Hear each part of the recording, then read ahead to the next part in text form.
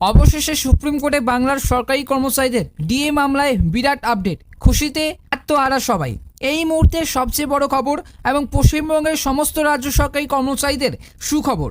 বাংলার রাজ্য সরকারি কর্মচারীদের West Bengal state government employers এই যে বকেয়া ডিএ মামলা চলছে, কিন্তু বকেয়া ডিএ নিয়ে সুপ্রিম কোর্টে কিন্তু মামলা চলছে।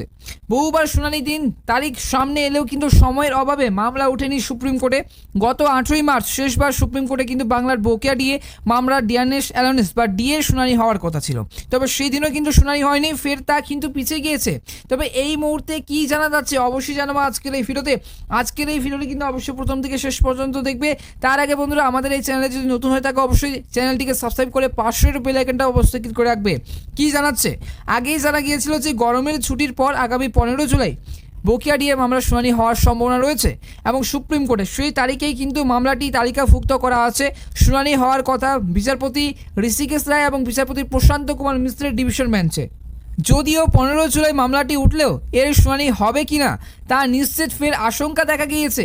রিপোর্ট অনুযায়ী 15 জুলাইয়ের যে মামলার অ্যাডভান্স লিস্ট ইতিমধ্যেই কিন্তু প্রকাশিত হয়েছে, আর সেই তালিকায় কিন্তু 174তম মামলা হিসেবে অন্তর্ভুক্ত রয়েছে কিন্তু পশ্চিমবঙ্গের রাজ্য সরকারি কর্মচারীদের এবং কর্মীদের বকেয়া ডিএ বা ডিএনএস অ্যালোনেস সংক্রান্ত এসএলপি এবং স্পেশাল লিভ পিটিশন। এই আবহে আজকালের মধ্যেই কিন্তু অর্থাৎ রবিবার বা সোমবার সুপ্রিম কোর্টের তরফে চূড়ান্ত কিন্তু কস্ট লিস্ট প্রকাশ করা হবে। তাতেই কিন্তু 15 জুলাই সুপ্রিম কোর্টে কত নম্বরে ডিএ মামলাটি উঠবে তা স্পষ্ট হয়ে যাবে। আগামী সোমবার সুপ্রিম কোর্টের তরফে চূড়ান্ত কস্ট লিস্ট প্রকাশ করা হবে। তাতেই কিন্তু 15 জুলাই জুলাই সুপ্রিম কোর্টে কত নম্বরে ডিএ মামলা উঠতে পারে তা স্পষ্ট হয়ে যাবে এবং সুপ্রিম কোর্টের তরফ থেকে সেই কস্ট লিস্ট প্রকাশ করা হলে বোঝা যাবে যে শুনানি হবে কিনা নাকি পিছিয়ে যাবে, কত শতাংশ হারে ডিএ পাবেন অবশ্যই কিন্তু সেখানে প্রকাশ এবং প্রকাশিত থাকবে, স্পষ্টভাবে জানিয়ে দেওয়া হবে। প্রসঙ্গত, সুপ্রিম কোর্টে যে মামলা চলছে সেটা রাজ্য সরকারি কর্মচারীদের পঞ্চম বেতন কমিশন বকেয়া মহার্ঘ ভাতার জন্য। ওদিকে বর্তমান কিন্তু পশ্চিমবঙ্গের রাজ্য সরকারি কর্মচারীরা ষষ্ঠ বেতন কমিশনের আওতায় কিন্তু 14% হারে ডিএ এবং পাচ্ছেন।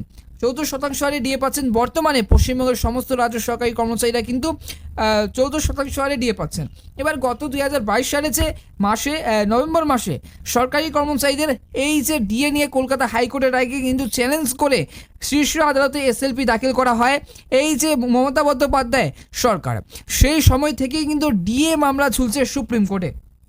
এদিকে প্রায় কিন্তু 1.5 বছর ধরে কেন্দ্র হারে বকেয়া মহার্ঘ ভাতার দাবিতে আন্দোলন চালাচ্ছেন রাজ্য সরকারি কর্মচারীদের একাংশ। হাইকোর্টে জয় মিললেও বর্তমানে সেই ডিএ কিন্তু মামলা করেছে সুপ্রিম কোর্টে। তবে সুপ্রিম কোর্টে বারংবার পিছিয়ে যাচ্ছে ডিএ মামলা শুনানি, যার জেরে কার্যত হতাশ হয়ে পড়েছেন আন্দোলনকারীরা। তবে এই মুহূর্তে ক্লিয়ারভাবে তোমাদেরকে জানিয়ে দিই যে আগেই জানা গিয়েছিল গরমের ছুটির পর কিন্তু আগামী 15 জুলাই বকেয়া ডিএ মামলা শুনানি হবে। এবার সুপ্রিম কোর্টে সেই 15 জুলাই কস্ট লিস্টে যে মামলা ডিএ মামলা থাকবে সেটা কিন্তু নিশ্চিত।